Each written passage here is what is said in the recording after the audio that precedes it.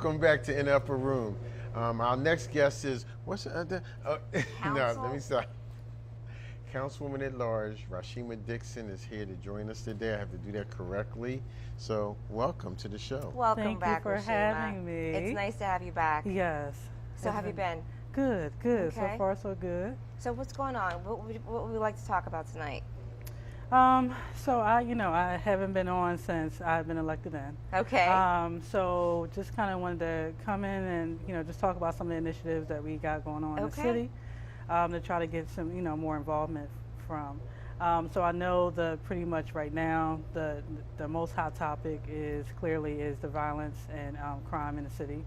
And we have been working on different ways to track that down and do some things about it. And that's through some of the work that the CDC is doing, through creating more of the safe havens, having more places for our young people to go to. They even now added in, Parks and Recreation added in evening programs where they have, where you can eat at night also for like 4 to 8 o'clock in the parks as well as giving out breakfast and lunch in the parks. So we're trying to implement some more things in the city. Just to make sure that we are offering as much as possible to our young people, but also helping to keep our communities responsible as well as what we're doing. And if there are individuals who would want to help or have some organizations that want to take our young people, I have people ask me all the time, do you have somebody that could take a 16-year-old, a 17-year-old? We want to make sure we keep them out of trouble. Right.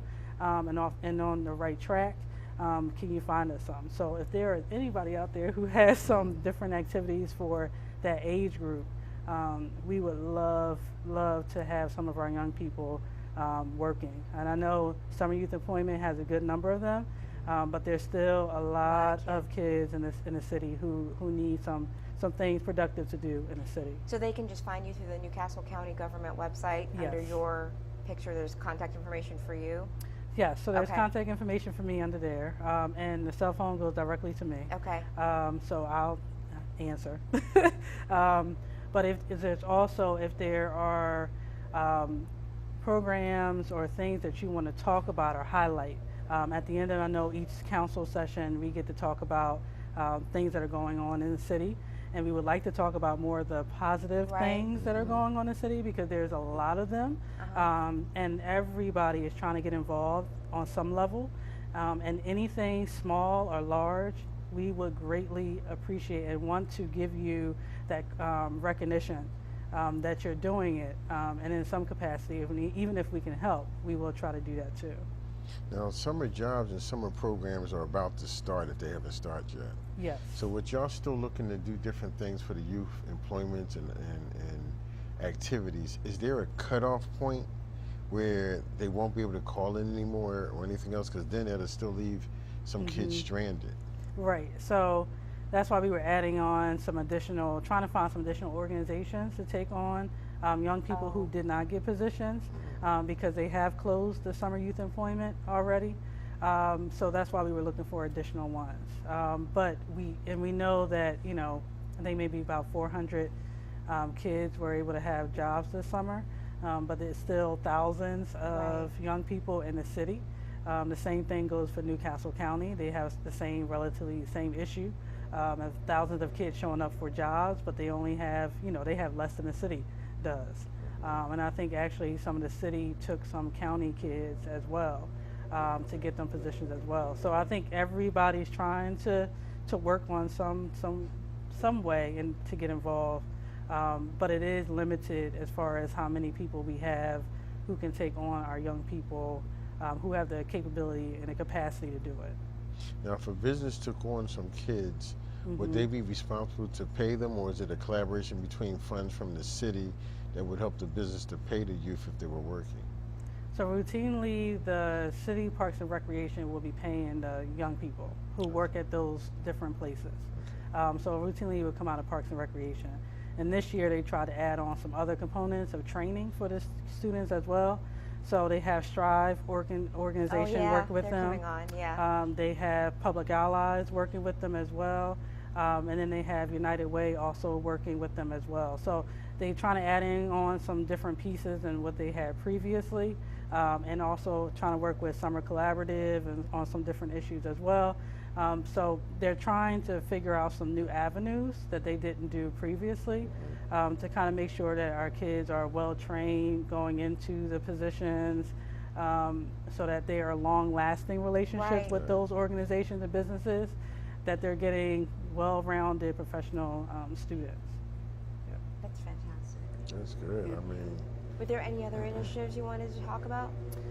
And then if there's, well, I have my hands in a little bit of everything. Yes, you do.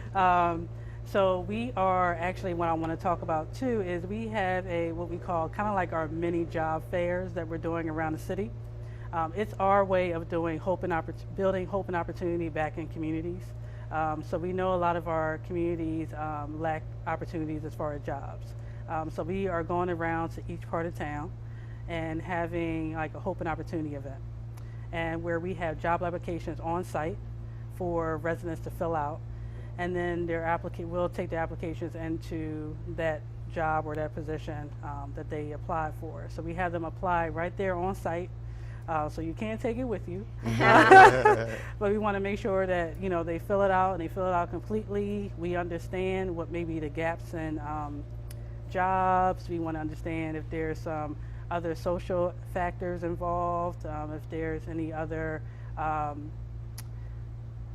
expungements that may happen in order for you to get a position, things of that sort. We want to also be able to connect them to those resources as well, and be able to at least keep in contact with them to some level.